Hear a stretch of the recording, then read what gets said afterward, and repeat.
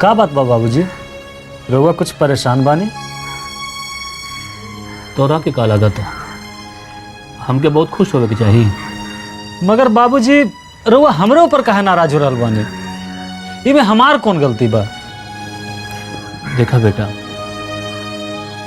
जो कुछ भी हो रहा बा इमे केहू के कोनो कसूर नहीं खे बा। बाकी बेटा, हमार 35 साल पुरान दोस्ती खत्म हो गई। हम वर्मा जी के ना भी ना कह पा रहा बानी और उनका कोनो मदद भी ना कर पा रहा बानी। वो हमरा के गलत समझे लागल। बताओ बेटा, हम का करी बोला? तो रउआ का चाहता नहीं? हम ऐसा का करी जे रउआ लोग के दोस्ती बच जाए? बेटा, हम चाहता नहीं कि तू एक बार जाके तनुजा से मिल ला, सुन ला वो का चाहताड़ी। हमरा के मालूम बा वो का चाहताड़ी। का? वो चाहताड़ी कि हम मना कर दी शादी से।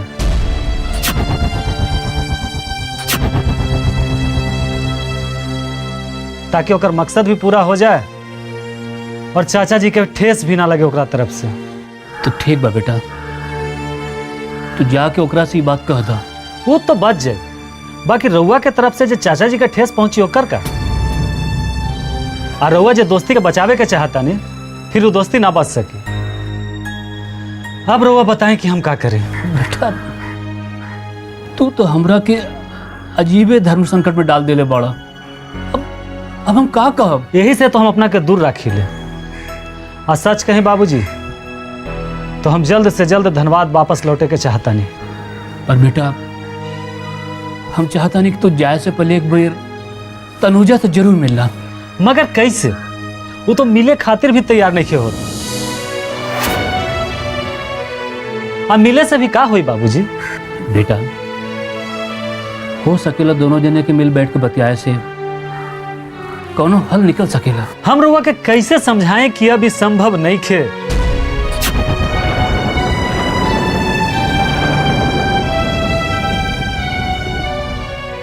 तो ठीक बा, जो तोरा मन में आवे कर।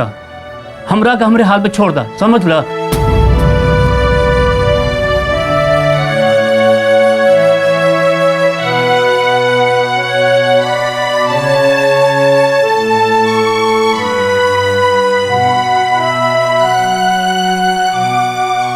बाबूजी, हम रउआ के कैसे समझाएं? अरे तनुजा माँ बने वाली बिया।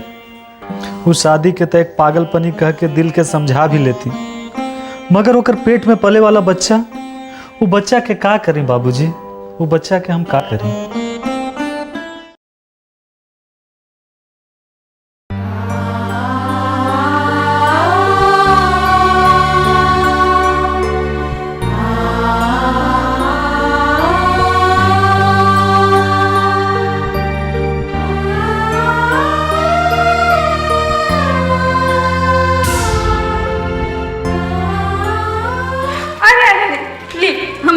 अब बताई, तू हमरा कितना काहे सतावेली? एक दिन ऐसे नहीं छुप जाए।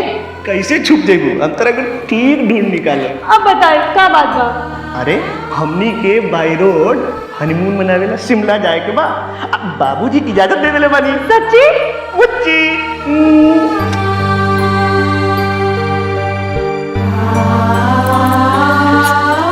अरे बाबूजी चली ऊपर चली।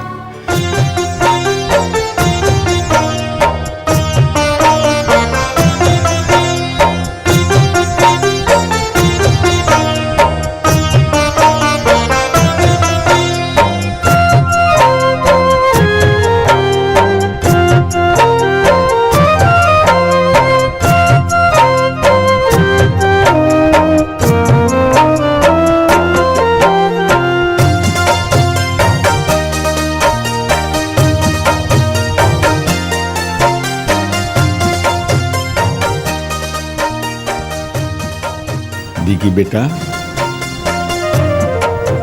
पहचाना अपन कमरा? हमार कमरा तो ऊपर बा।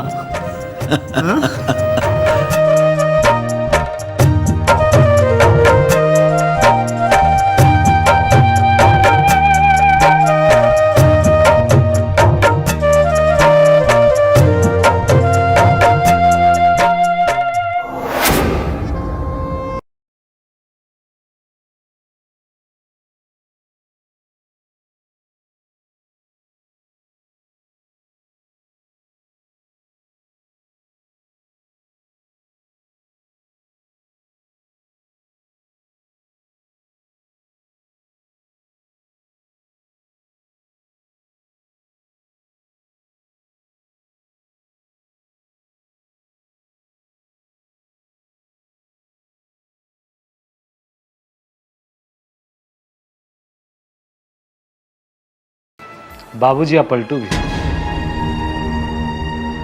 बाकी रउआ अभी ले बताऊनी ना कि हमरा यहाँ का खातिर बोलौनी है। रवा के शायद पता ना बा कि विकी बाबू के होश आ गइल बा। मतलब सीढ़ी से गिर जाला पे उनका सर पे चोट लग गइल बा। अच्छा। और ओकरा बाद उनकर यादाश्त लौट आ गइल बा। ये तो बहुत खुशी के बात बा। अब तनुजा के घर आजीवन साथी दोनों मिल जाए। चला ये खुशी हम अपना साथ लेके जा रहल बानी कि तनुजा जे कुछ चाहत रहली उनका के सब मिल गई।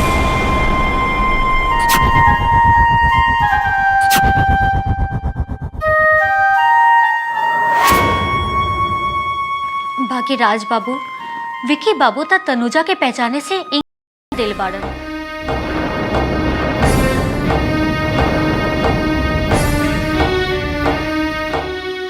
तही में हम का कर सकीले बताएं? का हमार बात सुन के विक्की बाबू मान जाइए? तनुजा के पहचान ली हैं?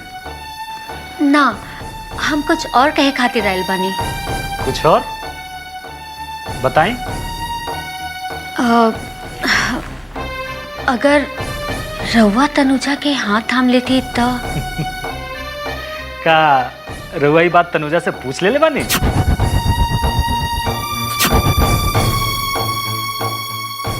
तनुजा से का पूछब?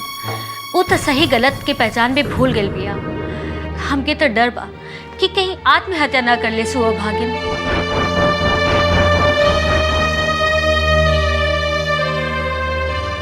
शुक्र बा अब अगर तन्नू आत्महत्या भी कर ले तो कोई हमके जिम्मेदार ना समझी।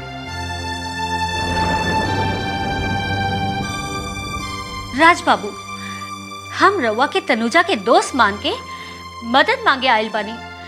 बाकी रउआ तो तनुजा की जिंदगी के मजाक बना देले बानी।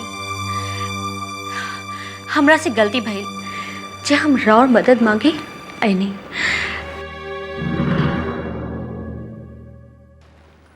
बाकी एक बात और, हम रवा के पास आईनी हा ई बात के पता तनुजा के ना बा और मेहरबानी करके ओकरा आगे जिक्र मत करब।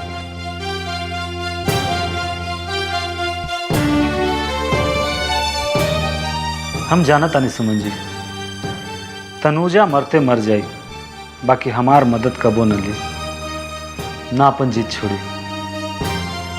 अरे हम तो तनु के अपन जान से ज्यादा चाहिए, मगर तनु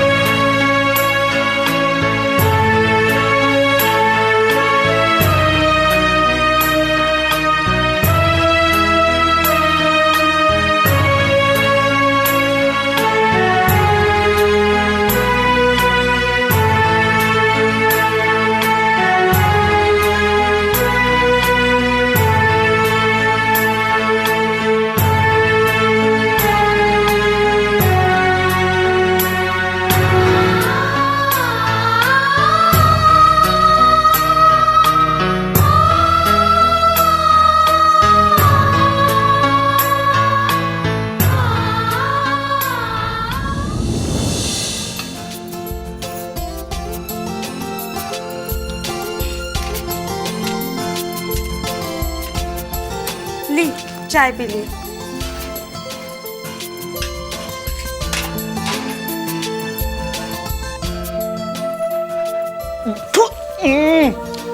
इस चाय में नमक?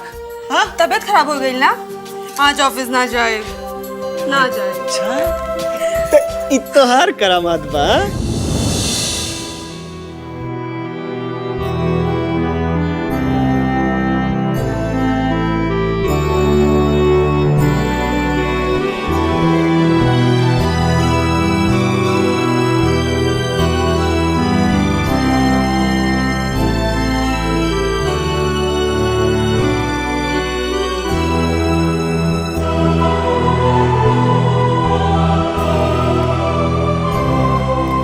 अनुराधा,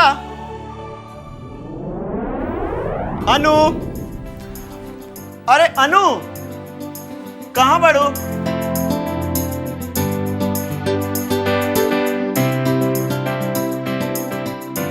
देखा, तारी लुक्का छिपी वाला खेल हमरा बिल्कुल अच्छा ना लगेला। अरे तारा के एगो नीमन बात बतावे के रहला हमरा।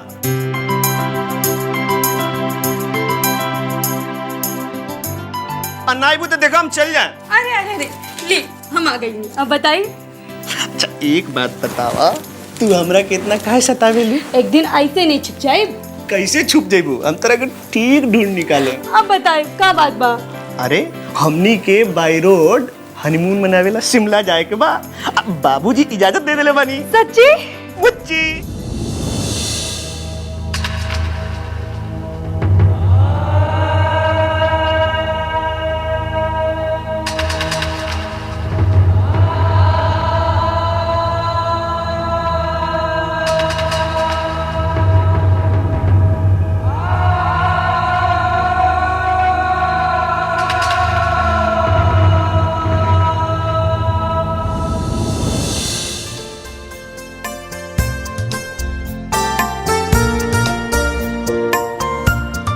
अनुराधा, अरे घड़ी दे ना। अरे दे ना जल्दी, जाए के बा हमरा। नीचे बाबूजी इंतजार करे तनी। ना ना ना दे। ना देबू? ना दे। पक्का? पक्का। ना देबू? ना दे। ना देबू? ना दे। अच्छा ना देबू? ली बाबा ली। हाँ? ली। अब? ना। हाँ? अब? ना। अब? ना।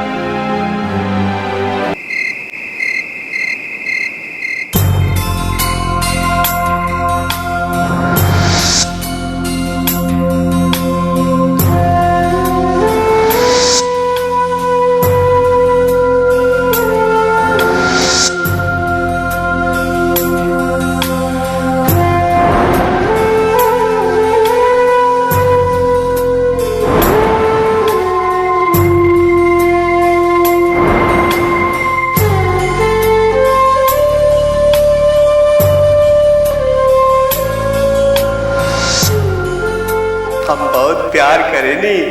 केकरा से? बाबूजी के, माई के, अपरी के। अच्छा बताई तो हमरा और के हैं? हम जानता नहीं, तू हमार हो। हमरा और जीवन संगिनी है।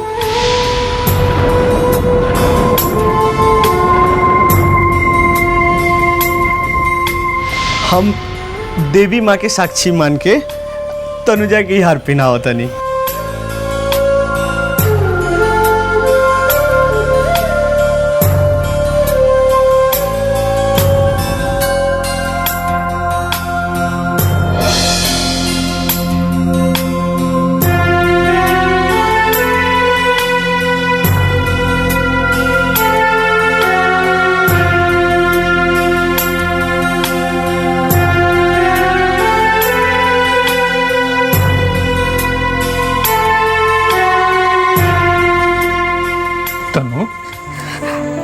कहे बैठल बड़ू? अरे शीत पड़ता, तबीयत खराब हो जाई बेटी। का बात बा बेटी? जब से तू हिजा से आइल बड़ू एको बार हमरा से बातों ना कैलू हा। का नाराज बड़ू हमरा से? का बात बा? काहे नहीं खूब बोलत? अरे काहे रो रहल बड़ू?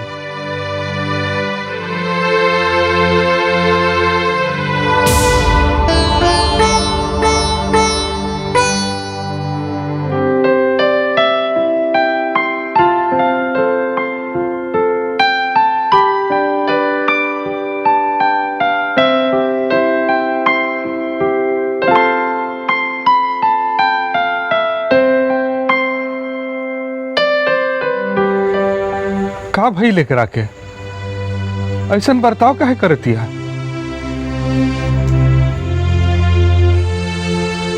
एगो बात कही जी, रुआ नाराज नानू है। कहा ना? आज सवेरे जी महादेव भैया कहलन वो बात पे जरा गौर करी।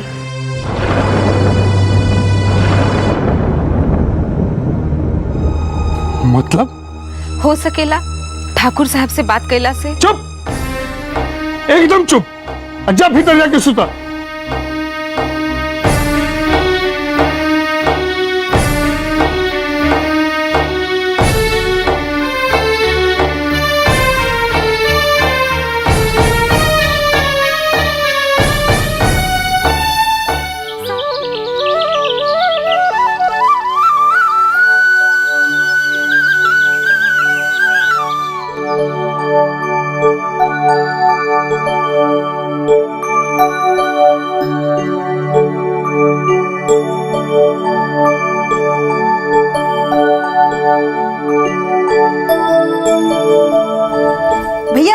भैया जी ली राउर चाय। ओहो लावा लावा लावा। छोटका बबुआ मलकाइन कहली हा कि रात में का खाई रवा से पूछ ली। हाँ हाँ बेनू ना काका, महाराज जी कहला ना।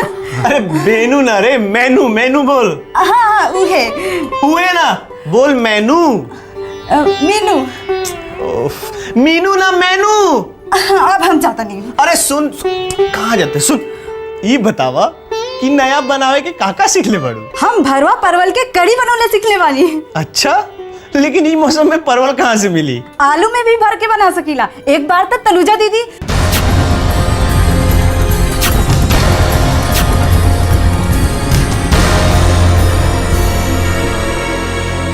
तनुजा? ई नाम तो हम पहले भी सुन चुकल बानी।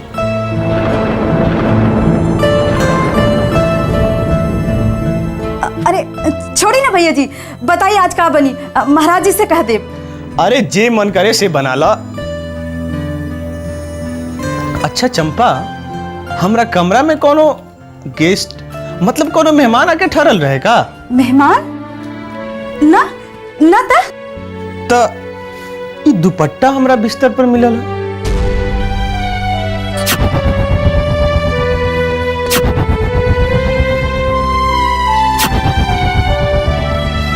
क्या कर रही? ये शायद छुटकी भौजी का होई। ये उनकर ना हो सकेला, उनका तो लाल रंग बिल्कुल पसंद ना रहा। ई लाल रंग के दुपट्टा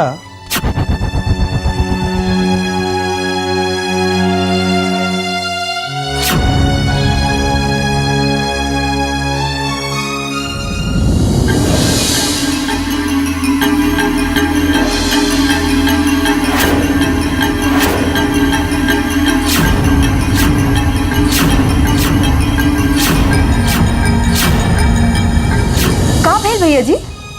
ना कुछ ना। भैया जी ये दुपट्टा लेके जाई ना, रहे दो। एक काम करी बउआ जी, नीचे चली, सब लोग नीचे वालन एक साथ बैठ के हंसी ठट्ठा कर बहुत दिन हो गए। चलिए, मलिकार के भी अच्छा लगी। गिरी अंकल, हम कुछ दिन अकेले रह के चाहते हैं। हम बहुत बिखर गए बनी। हमरा अपना आप के समेटेला कुछ वक्त चाहिए ताकि हम फिर पहले जैसन हो जाए। रहुआ जाए।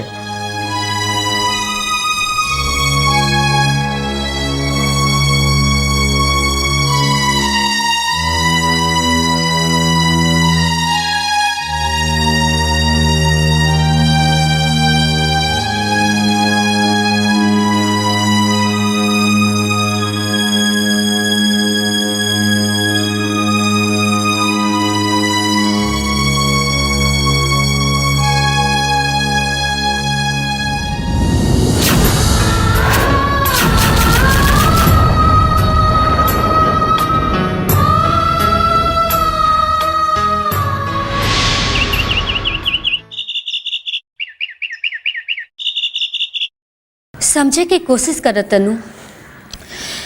विकी बाबू तोरा के एकदम से बिसर गइल बाड़न। उनका के कुछो याद नहीं के। हम बहुत कोशिश कैनी, बाकी उनकर जहन में तोहर कोनो तस्वीर मौजूद ना बा। अच्छा सुमन, अगर हम ठाकुर साहब के जाके हाथ को जोड़ी तो कहू हमके स्वीकार ना करिहन? देखा, अगर स्वीकार करे के होई तो जब ठाकुराइन कहले रही तबे कर लेतन। तो तक खुदे सुन ले रहू ना कि वो का कहत रहलन। विक्की बबुआ तनुजा के माने लन। अगर तनुजा से ठकराए तनुजा केहू के अमानत दिया। ओकर बाबूजी बहुत विश्वास से अपना बेटी के हमरा हाथ में सौंप के गइल बाड़ा। वो लड़की के इज्जत बचावल हमार धर्म बा, समझले? हम अपना पागल बेटा खातिर वो लड़की के जिंदगी बर्बाद ना कर सकीले। हम जाना तानी वो लड़की कब्बो तैयार ना हो। अगर राउर अंदाजा गलत निकली और वो मान जाई तो हम समझब कि वो लड़की ठाकुर सूर्य प्रताप सिंह के रुतबा देख के अपना नियत बदल रहल बिया। बाकी हमके उनकर धन दौलत कुछ ना चाहिए, खाली सम्मान से जिए के अधिकार चाहिए। हमसे बाबूजी के तकलीफ बर्दाश्त नहीं के होत। अभी भी कितना घमंड और नाज पाऊंगा हमरा पर। बाकी हम एकर लायक नहीं की सुमन। अब जौन हो गई सो हो गई। बाकी हम तो चल आयल रही, बाकी फिर ठाकुर साहब आके हमरा के लेके चल गए। हम ना जेती तो अच्छा हुई। तक का करती? सिनूर तो ठाकुराइन मिटा दिले रही तो राज बाबू से ब्याह कर लेती। यही ना, वो तो अब हो सकेला। खाली तू ये बच्चा गिरा दा। सुमन, ये तू का कहत अड़ू? हम बहुत स्वाभाविक बात कर रहल बानी। तोरा के समाज जिए ना दी और ना तोहार परिवार कबो माथा उठा के जी सकी। दुई दुई गो बहन बिया, कौन ब्याह करे घर में? हम उनका से बहुत प्यार करीले। करी निशानी के हम मिटा दी तो मर। वह ठीक हो। तनु, अच्छा एक काम कर, तू एक पे राज बाबू से मिल ला। वो का करियन? वो दोस्त बाड़न, कोई ना कोई उपाय तो निकाल सकी ना। ना सुमन, हम उनका से ना। ई ना करब, वो ना करब, तो का करबो तू? सबके परेशान। अब चुपचाप तो उहे करा जे हम कहता नहीं।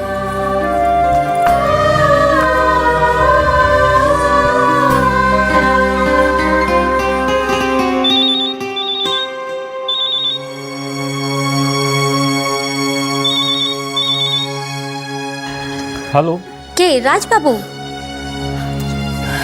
हम सुमन बोल रहे बानी। बोली सुमन जी, अचानक कैसे याद करनी रहुआ? हाँ, तनुजा आपसे कुछ बात करे के चाहता नहीं। काहे मजाक कर रहा बानी? ना ना, सीरियसली।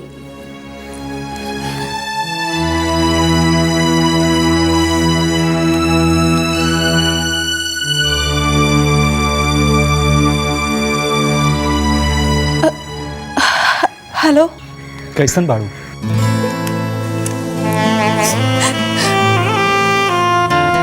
आज एक बार मिल से कब रहुआ तनुजा से? जे फोन पर बात ना करे के चाहिए वो का मिली हमरा से? अब आई, जरूर आई। हम लेके आए, वादा कर रहा तानी। ठीक बा। कहाँ? वही जे जहाँ हमेशा मिलेली। अच्छा अच्छा, आज शाम 5 बजे। धन्यवाद। अगर राज बाबू तोहार सच्चा दोस्त हवन तो वो तोहरा के सही सलाह दिहन। और हाँ, एक बात और, हम तू दोनों के साथ ना रहे। ये फैसला तू दोनों के खुदे बैठ के करे के पड़ी। दूसरी कि आज शाम के हॉस्पिटल जाए के बा। हम जाता नहीं, जहाँ राज बाबू पहले मिलत हो यन उहे जगह तय बा। चल जाइह। हम चाची से कह के जाता नहीं कि वो तोरा के ना रोकी। ठीक बा? अब रोल धोर बंद करा। हाँ, चला।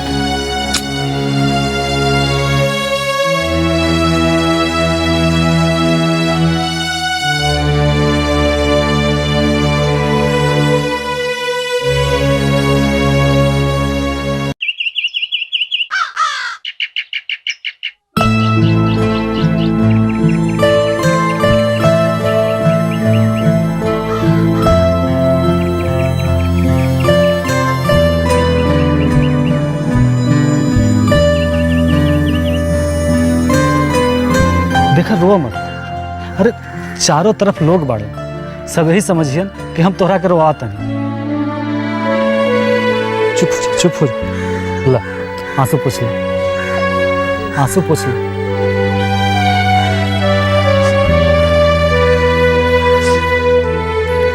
अब देखा हमरे तरफ। नाराज, ये हमसे ना हो सकी। बाकी तू तो कोनो गलती ना कैलू, फिर काहे नजर चुरा रहल बाड़ू? हम राहुल और चाचा जी के सपना तोड़ देले बानी। हम राहुल गुनहगार बानी। बाकी हम रहुआ के धोखा ना दे सकीले। यही से सब कुछ सच सच रहुआ के लिख देले बानी। यही तो तहार खासियत बा तनु, तुम्हारी सच्चाई। बाकी हम तो इस सच्चाई बर्दाश्त कर ले, बाबूजी भी कर ले बाड़े। बाकी चाचा जी खातिर इस सच्चाई के बर्दाश्त कैल शायद संभव ना होखी।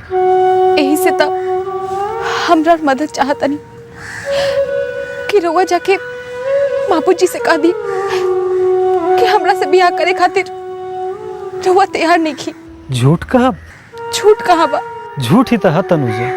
अरे हम तो अभी भी तैयार बानी बियाह करे खातिर। राज बाबू, ये रउआ का कहता नहीं? यही सच्चाई बा तनु। दो परिवार के दोस्ती, इज्जत और संबंध राखे खातिर यही एक उपाय बा। कुर्बानी देवे के चाहता नहीं। काहे कुर्बानी कहता रू? अरे प्यार काहे ना? हम अभी भी तोहरा से प्यार करिल तनुजा। राज बाबू, हम शादीशुदा बनी। वो एक पागलपनी रहे तनुजा, ओकरा के अहमियत मत द। और हमार पेट में पल रहा बच्चा,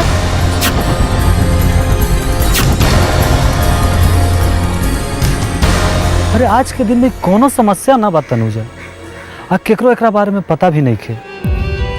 आज सुमन बिया ना, वो हमनी के काम आसान कर दे। हमनी अगला महीना शादी करके धनबाद चल जाए, के जानी। राज बाबू, हम चला तनी। मतलब तू हमारे प्रस्ताव से राजी नहीं हो? सोचब।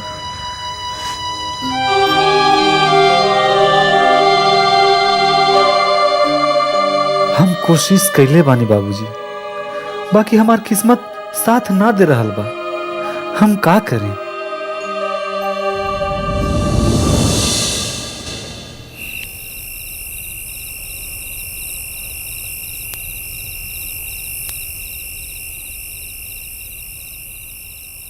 आजकल के जमाना में राज जैसन लड़का मिलल बहुत मुश्किल बा। बस सब कुछ जानते हुए भी वो तोरा अपनावे खातिर तैयार बाड़े। यही से पता चलता कि वो तोरा कितना प्यार करेला। छोड़ एकरा के।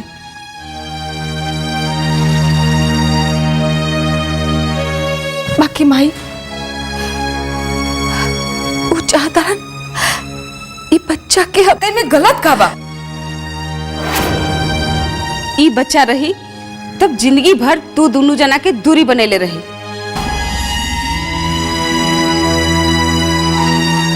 जब जब वो बच्चा देखियन उनकरा के याद आ जाई। ऐसे तो अच्छा बा वो बच्चा ना रही। माई, जज्बात से ना दिमाग से काम ला। बच्चा जेकर हा वो तो तोरा पहचाने से इनकार कर देले। माई, वो बिक्की बाबू केहू और रहलन। आज के बिक्की बाबू केहू और हवन। ये बिक्की बाबू सच में हमरा के ना पहचानलन। तू का कहे चाहता रू? बोला। ठीक बा, ऐसे तो अच्छा बा हमनी सब घर के लोग जहर खा के मर जाए। शायद यही ठीक होई। ऐसे कि तू मर जेबू तो हमनी के समाज जिए ना दी। अब जे करे के बा उ करा। माई, अगर हम तोनी लोग से बहुत दूर चल जाई तो तोनी लोग के कोनो दिक्कत ना बना। एक बार तू अपने बाबूजी से कह के तो देख। जान ले ली हम तोहार, इस संभव नहीं खे। तब का करी माई? जिंदगी भर राज बाबू के एहसान के नीचे दब जाई। ठीक बा, तू अपना बारे में सोच और केहू के बारे में सोचे की जरूरत नहीं खे। जिंदगी भर तकलीफ बर्दाश्त करल हमार नसीब बा।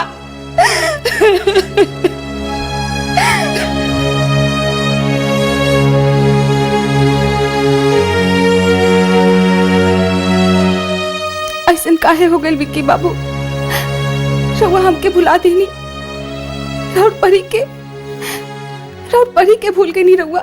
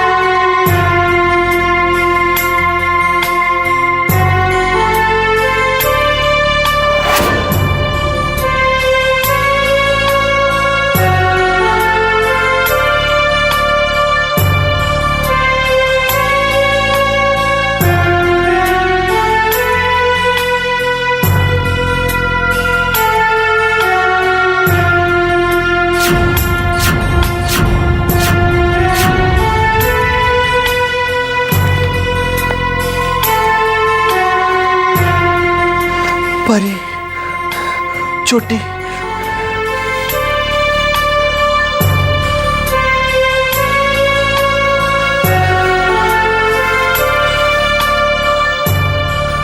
अनुराधा, मैंने तुम्हारे प्यार को नहीं चुराया, वो तो यूं ही मेरे आंचल में आ गिरा। मुझ में इतनी हिम्मत नहीं कि मैं इस प्यार को ठुकरा सकूं। मुझे माफ कर देना मेरी बहन। परी, 28-12 हो, हम कहाँ रहने?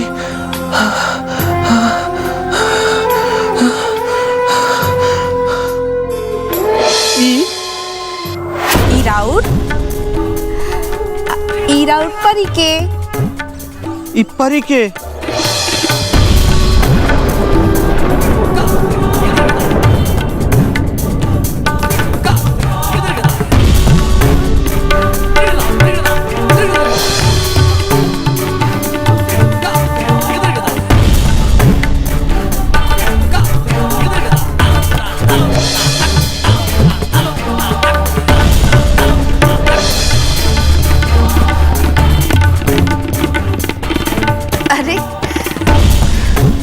का बात बा? आज बहुत प्यारा बता। हम बहुत प्यार करेनी।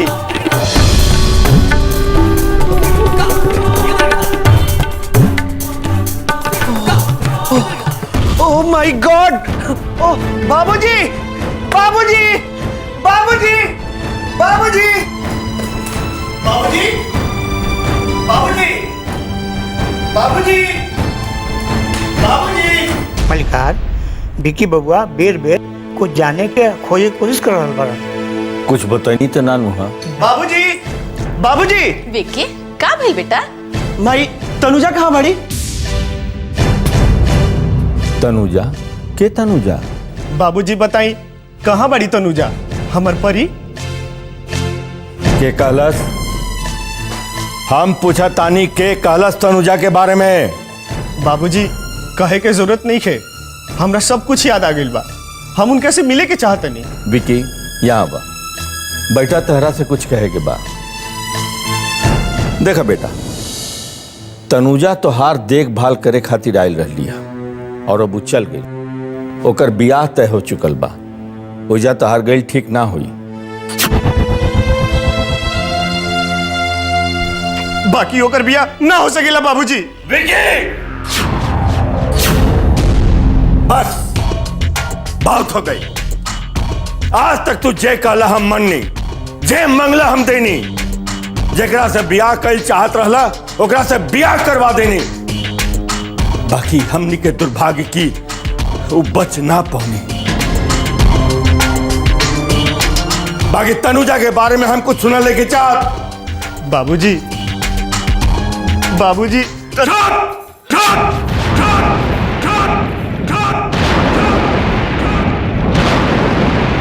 एकदम चुप।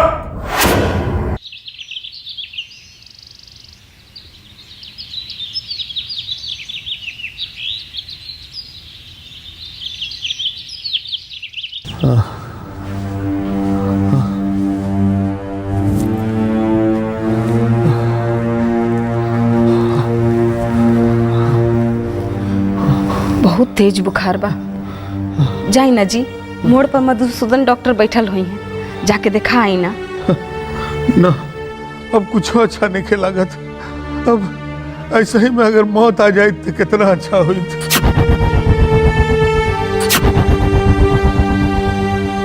हाँ काहे ना, जितना कसूर बा सब तो हम कैले बानी। ऐसे हमरा भुगते के पड़ी। 100 साल जिए के पड़ी और 100 साल एड़ी रगड़ रगड़ के हमरा मरे के पड़ी। बाबूजी बाबूजी, महादेव चाचा आइल बाड़न। अरे तो उनका के भीतर बुलावा ना। आई ना चाचा जी।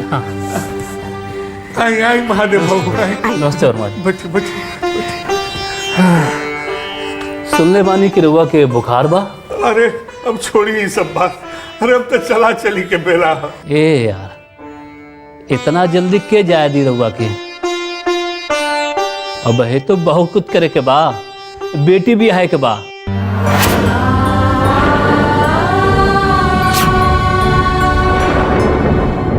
इस सपना तो देखल हम छोड़ चुकल बनी यार। अब इस सब के लालच तू हमरा के ना दिखा सकबो। खैर जाए दो इस सब बात। तू ही बतावा कि तहार मकान के खरीदार मिल गई। कहा तू हमनी के छोड़ के जा रहा बड़ा? लगातार रउआ हमसे बहुत नाराज बानी। बाकी अपना बहू के बिना हम कैसे जाए? हाँ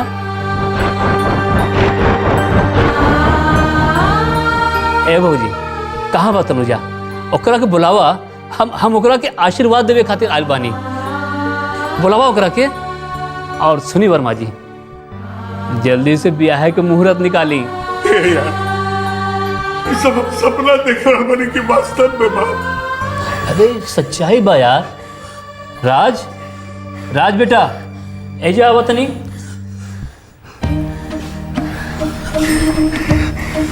झुक झुक जिया बेटा। खुश रहो बेटा, खुश रहो।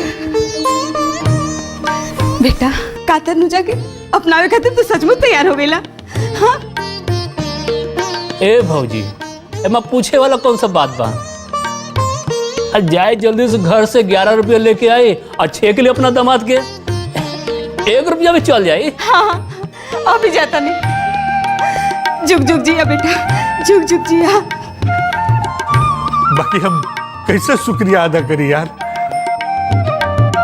का भइल रहे जो कल तक कुछ और ए यार छोड़ी ना। अरे रात गइल बात गइल। अरे सब मॉडर्न जमाना के लड़का बा। इनकर ख्यालात हमरा लोग से बिल्कुल अलग बा। बहुत बहुत उदार ख्यालात के बा सब। बेटा राज, तनी हमरा पास आवा। तहरा से गला मिल के हमर करेजा जुड़ाई। आवा बेटा आवा।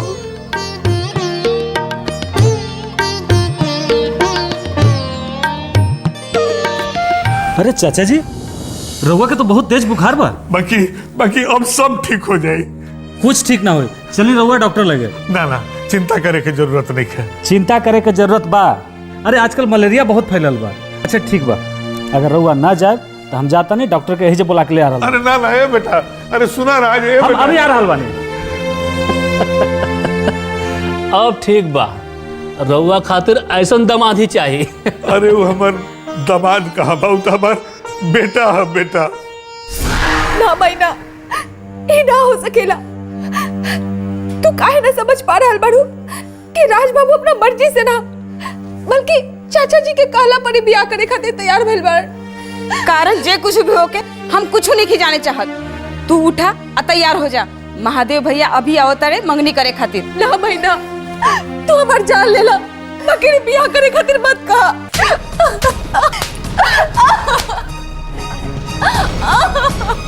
चुपचाप तैयार हो जा। बहुत तोहर मनमानी हो गई। अब जे हम कहब वही करे के पड़ी। भाई हमके जहर ले आता, हमके जहर लाता। अगर जहर खाए के इतना ही शौक रहे तो उहे काहे ना जहर खा ले। यहाँ काहे चले ले हमनी के मुंह पर काली पोरे खातिर। अरे अरे अरे भौजी, काहे करके मारल पिटल जाता? कुछ ना बबनी, जाए महादेव भैया और राज बाबू खातिर चाय पानी के बंदोबस्त करिए, हम अभी आवता नहीं। आ सुन, 5 मिनट में तू तैयार होके महादेव भैया लगे जो। हम चाय बिस्किट दे चुकल बनी, बाकी का बात बा भौजी, हमके बताई ना। अब हम का बताई, एकरे से पूछी ना। महादेव भैया चाहतनी कि आज छेका कर दिहल जाओ। छेका? ना पंडित ना मुहूर्त, ऐसा छेका होला का? ई का गुड़िया गुड्डा के खेल बा कि जब मन भइल तो छेका करे चलिए लो। देखी बबली, अब दिन समय देखे के बकत नहीं खे, मन बदलते देर ना होला। अब जो कह रहल बानी वो हो जाए दी। अरे का बेटी कोनो भाग के बिया कर रहल बिया कि चाहे जैसन तैसन हो जाई? ठीक बा, अब एकर बाबूजी आ महादेव भैया जे कुछ चाहिए ना वही होई। चली यहाँ से।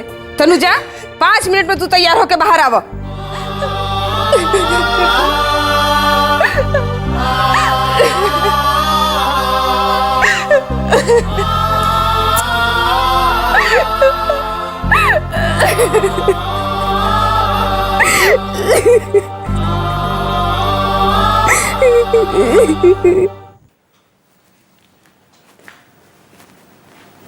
जी प्रणाम ठाकुर साहब। प्रणाम प्रणाम। जैसन रउआ कहले रहनी हम सब कुछ ठीक वैसे ही कर देनी। वो लड़की के कोनो शक ना भइल? जी ना, कहे से कि मोबाइल पर रंजीत बाबू से बात होला के बाद सारिका तो नाम से भी नफरत करे लगली है। होके के ही चाहिए ना, तो लड़की फिर होकर जिंदगी में जहर घोले चलाई। ऐसा लड़की के हम बहुत बढ़िया से पहचानी ले शंकर। अब तो दोबारा लौट के आवे के कोनो चांसे नहीं के ठाकुर साहब, कहे से कि हम ओकरा बम्बई जाए वाला गाड़ी पर बैठा के आयल बानी।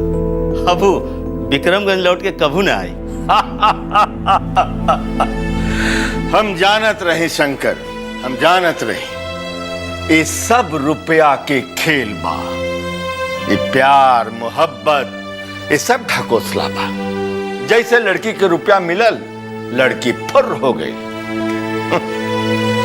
और का बोली, बेटी के बियाह करके भी तो देख लेनी, इंसान दौलत खातिर कितना कितना पैतरा अपनावेला, ईमान इंसानियत सब भूल जाला।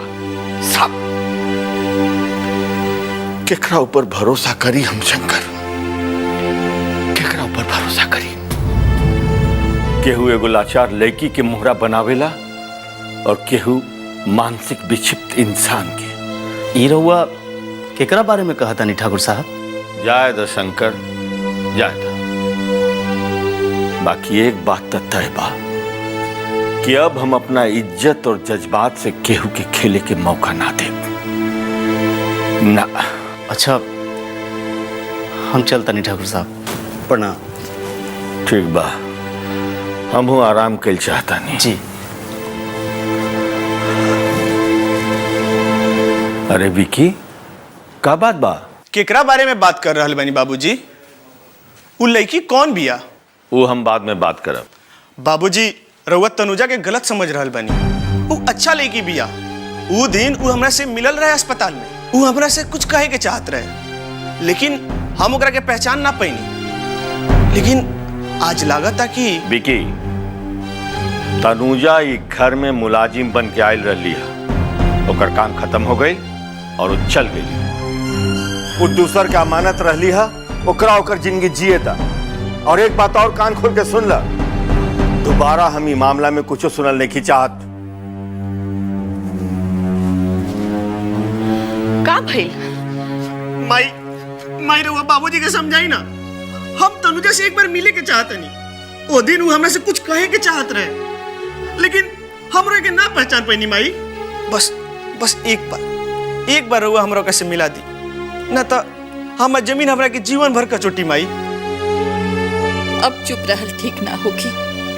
आज चाहे जे कुछ भी होई, हम ना मानब।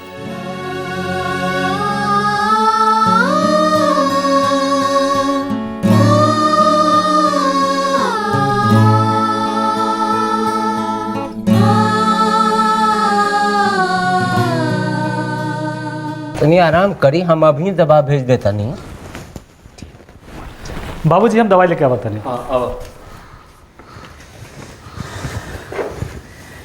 ए मास्टर जी, डॉक्टर जैसन जैसन हिदायत देले बाड़न वैसे ही सब करे पड़ी। ना तो ब्याह के पहले ठीक ना हो पाए ये हम कह देता नहीं। अब रहुआ डांटे लगनी हमरा के।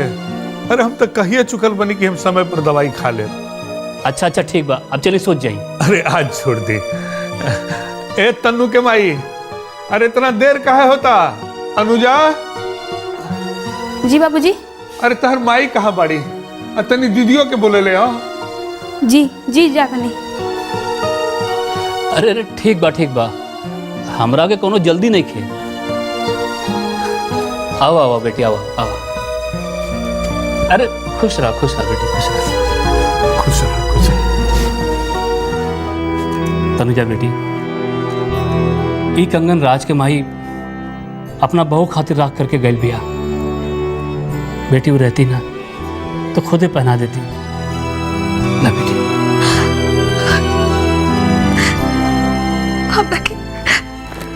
हमरा के क्षमा कर दी चाचा जी, हम एकरा लायक नहीं की।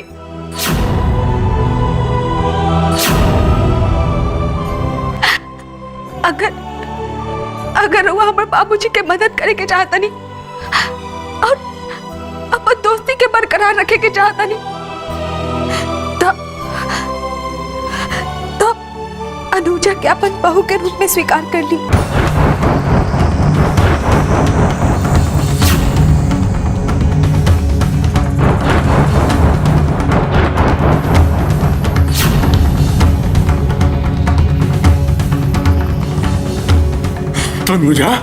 तनुजा तार दिमाग खराब हो गई बा।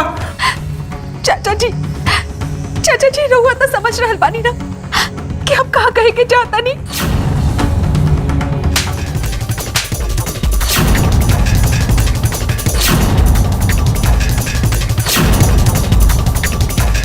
ई तमाचा तहरा गाल पर हमरा बहुत पहले मारे के चाहता है।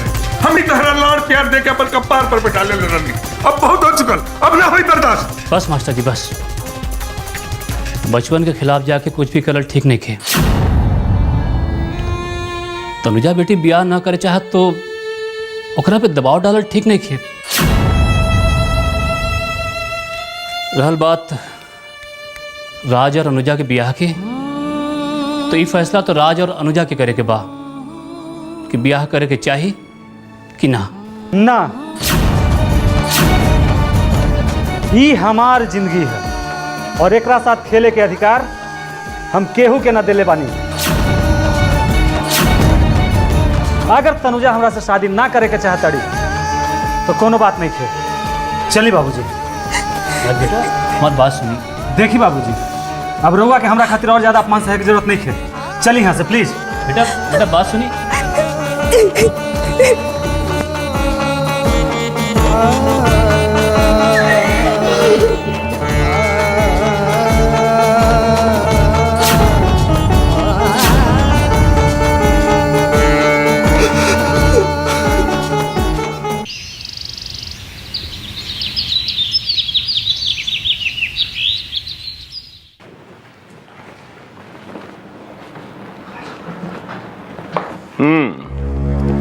खुश रह। बैठा बोला काय खातिर मिले आइलू है? जी लगता हम तोरा के पहले कहीं देख चुकल बानी। हम तनुजा के दोस्त थे, सुमन वर्मा, जेपी हॉस्पिटल के नर्स। तनुजा की राउर हवेली में डॉक्टर सिन्हा के कहे पे हम ही भेज ले रही। तब बोला हम तोहार मदद कैसे कर सकिए? ठाकुर साहब, मदद हमके ना तनुजा की चाहिए, यही खातिर। ओह अच्छा, तनुजा के ब्याह खातिर जो रुपया चाहिए उहे लेबे आइल बड़ू। अरे केहू बा तनी हमार चेकबुक का कलम ले आवा। जी ना, हम रुपया खातिर ना आइल बानी। तब का विक्की बाबू रवा से कुछ ना बतौनी? हाँ का हम पूछे तानी कि का ना बतौलन है विक्की बाबू?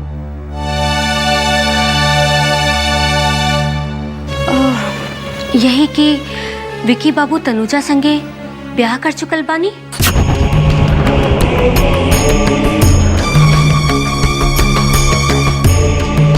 लड़की उठा बाहर जा। हम कहता नहीं बाहर जा। हम बहुत आस लेके न्याय के उम्मीद से आए थे, बाकी एजा तो। लड़की आज तक हम सुन ले रहे कि दुनिया में ऐसनो आदमी होला जो अपना खूबसूरत बेटी के हथियार बना के अमीर आदमी के लूटेला। पहले तो हम विश्वास ना करत रही, ताकि आज तुम्हारी छोटा और घटिया बात सुन के हमरा विश्वास हो गई कि दुनिया में ऐसनो हो सकेला। सुनी जी, चल करी रवा जाइए जैसे टकराए। ठाकुर साहब, शायद विक्की बाबू की याद ना बा, बाकी ये सच बा। आज न तो कल विक्की बाबू के जरूर याद आई, बाकी वो बखत शायद देर न हो जाए, नुकसान और भी हो जाए। यही से हम हाथ जोड़ के कहत आनी, तनुजा के अपना ली। अच्छा, बुलाएं एक बार विक्की बाबू के। बहुत हो गए तोहार बकवास। तारा मालूम बा कि तू केकरा संगे बात कर रहल बाड़ू? जी, रहुआ एक अमीर और प्रभावशाली इंसान है, बाकी हम तो एगो पिता के पास आयल रही न्याय मांगे। न्याय मिली। तू अब जाए जैसे अब जाके मास्टर साहब के भेज दे। जे कुछ भी कहे के बा वो हमरा से कही हन। काहे से कि अपना बेटी रखे के समय एजा वो हमरा से वचन ले ले रहा। अब हम पूछब कि उनकर वचन कहाँ गई?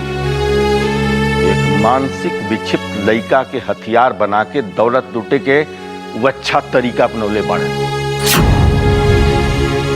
हम अपना बेटी के एक बार दे के धोखा खा चुकल बानी, अब हम दोबारा ना खाए ना।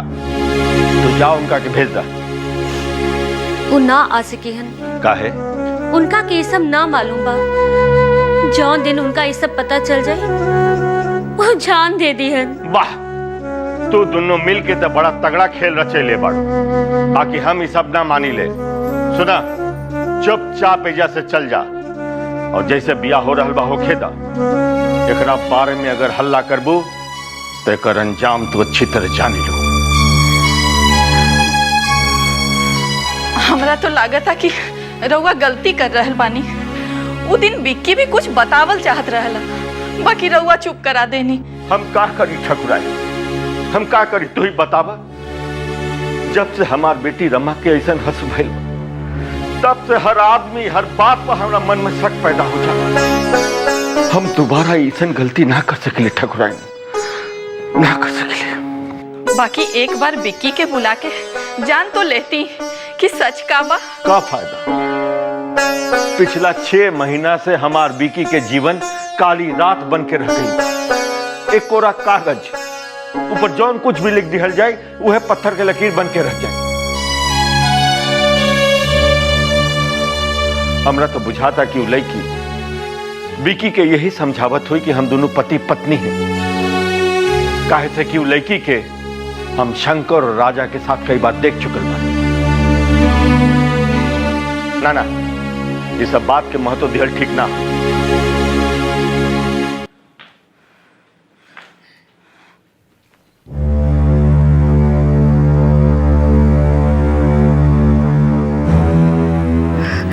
माई, पता ना हमरा के ऐसा लगा था कि वो लड़की ठीक कहती है। भैया जरूर तनुजा के अपन जीवन साथी बनौले हुई है। काहे कि वो दिन हमार मांगे के सिंदूर दिखा के कहत रहलन कि तनुजा के मांगे के सिंदूर कहाँ बा। हमरा साथे जे कुछ भइल उहे कारण से बाबूजी तनुजा और भैया के भी गलत समझ रहल बाड़न। ऐसा ना होके कि हमार वजह से वो लोग की जिंदगी भी बर्बाद हो जाए। हम का कर सकिले बेटी? हम तो ये बियाह के कब्बो ना झूठला पाई। काहे से कि हम गवाह बानी कि विक्की तनुजा से बियाह कैले बा।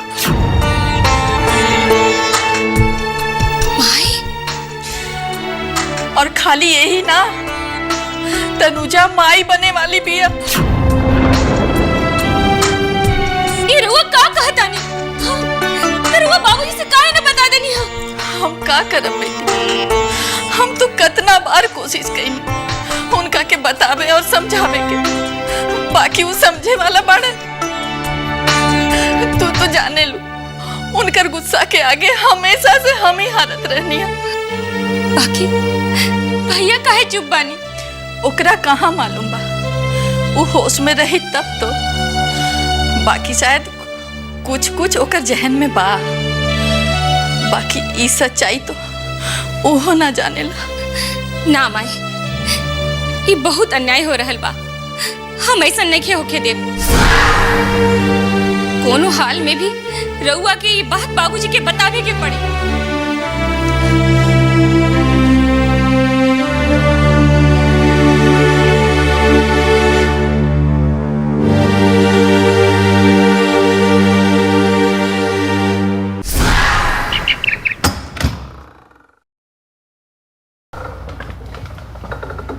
चुपचाप तैयार हो जा। बहुत तोहर मनमानी हो गई। अब जे हम कहब वही करे के पड़ी। अगर जहर खाए के इतना ही शौक रहे तो उन्हें काहे ना जहर खा ले ले। यह काहे चले ले हमनी के मुंह पर काली पोते का थे। अब इधर बाबूजी और महादेव भैया जे कुछ चाहिए ना वही हुई। अंदाजा गलत निकली और वो मान जाई तो हम समझब कि लड़की ठाकुर सूर्य प्रताप सिंह के रुतबा देख के अपना नियत बदल रही। सिंदूर तो ठाकुराइन मिटा दिले रही तो राज बाबू से ब्याह कर लेती। यही ना तोरा के समाज जी ना दी और ना तो हर परिवार कबो माथा उठा के जी सके।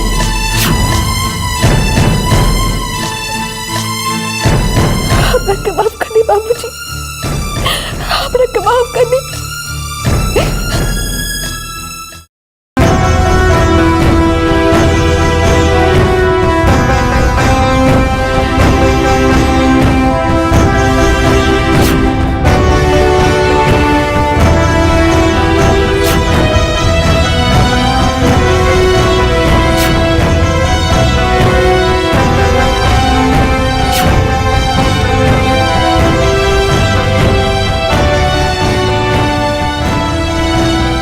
जब तक जियब तब तक केहू के कोनो सुख चैन ना मिली। अब तो नासूर जख्म बन गई बानी बाबूजी पर, आई परिवार पर। हमके मरे के पड़ी। हाँ, यही ठीक होई। हमके मरे के पड़ी।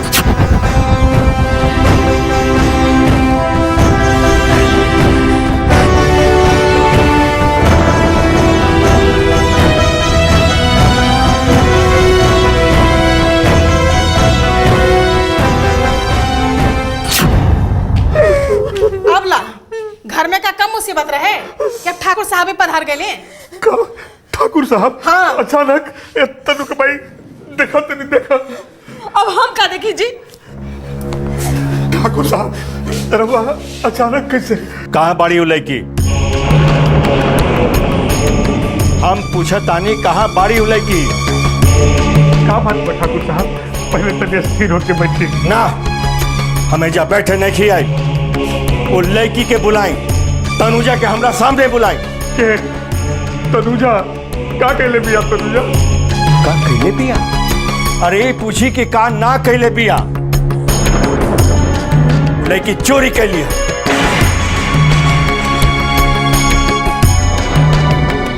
चोरी? चोरी कहला? तो हमका झूठ बोल रहा बानी। दी प्रमाण। बुलाई ओकरा के, प्रमाण देता नहीं। हम जानते हैं ऐसा ही कुछ कह के आई हुई हो लड़की, तब तो मुंह छुपा के फिरतिया। ठाकुर साहब लगातार कहीं कोनो गलती हो रहा बा। ठाकुर साहब तनुजा चोरी ना कर सकेली। ठाकुर साहब चोरी ना कर सकेली। चोरी ना कर सकेली? बुलाई तनुजा के, हम प्रमाण देता नहीं। हम जानते हैं कि एक ना एक दिन वो लड़की हमने के मुंह पे कालिक पोत के रही। दीदी दरवाजा खोला। दीदी दीदी जल्दी खोली। दीदी दरवाजा खोला। दीदी ठाकुर साहब आ गए बाड़न। खोला ना दीदी, जल्दी खोला ना। तनुजा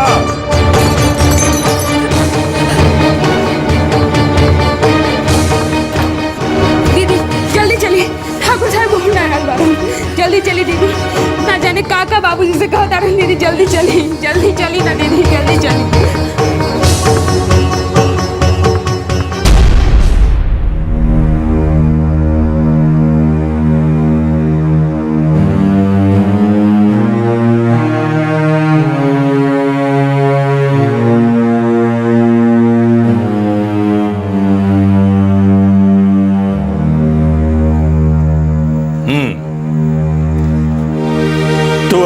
आप के बहुत चालाक समझ रहल बाड़ू।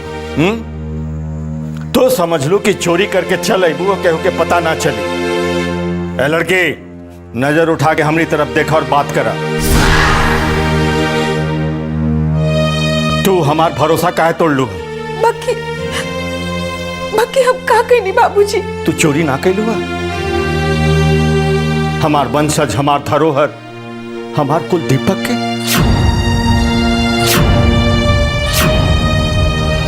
बता, ये तोहरा लगे नहीं खे? अरे बेटी, तू ऐसा काहे कर, काहे ना बतैलू हमरा के? बोला।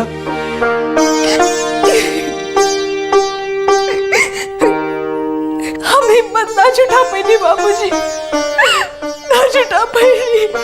बेटी, जौन गलती तू नहीं खो कैले, ओकर सजा तू काहे भोगू? अरे ओकर सजा तो ऊ भोगी जी गलती कैले बा। अरे के बा? बुलावा वो बंदर के जे गलती कैले बा। ओकरा हाथ में ओकर कीमती मोती के माला सौंपे के बा।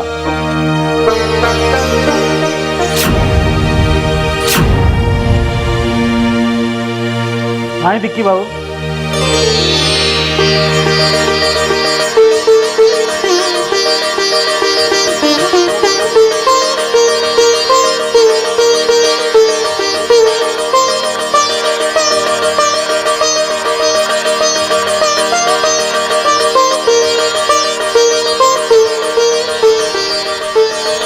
मास्टर साहब, हम राउर गुनाहगार बानी। रउआ कहले रही कि तनुजा केहू के अमानत बिया, बाकी हम ओकर रक्षा ना कर पाऊंगे। हम चाहता नहीं कि रउआ अपना बेटी के हमरा बेटा विकी के हाथे सौंप दी।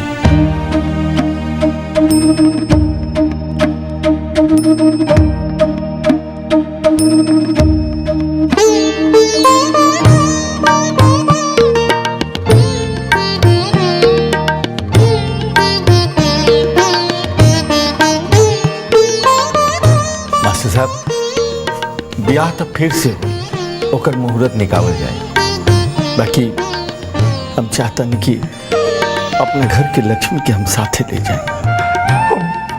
हम का कहे ठाकुर साहब, हमरा पास तो अल्फाजे नहीं है कुछ कहे के। हमरा के तनुजा सब कुछ बता दिली है।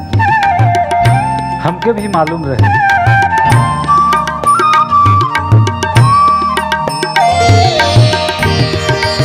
तो खाली अब ले हम ही अनहरिया में रहे। अरे अब तो अंजुरिया हो गई ना। नहीं ठाकुर साहब, मिठाई खाई। अरे वो तो हमारी संधि हो गई ना, अब तो मजाक करे में कोनो पाबंदी नहीं के। हाँ जरूर खावे मिठाई।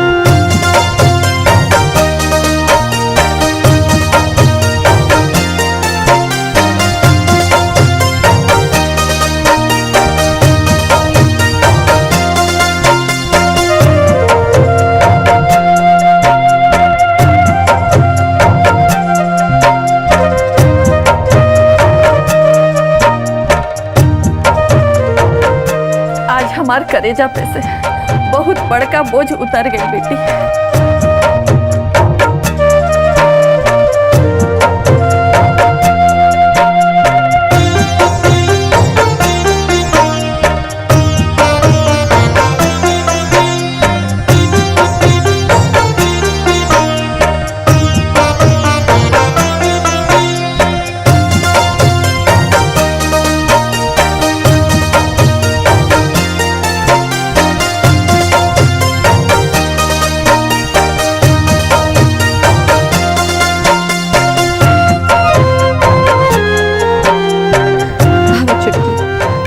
घर में आवा। दीदी, हम रउआ खातिर एगो तोहफा ले आइल बानी, अच्छा का लाइल बारू? हमार कोख में जन बच्चा पला था वो रउआ के माई कही, रउआ गोदी में खेली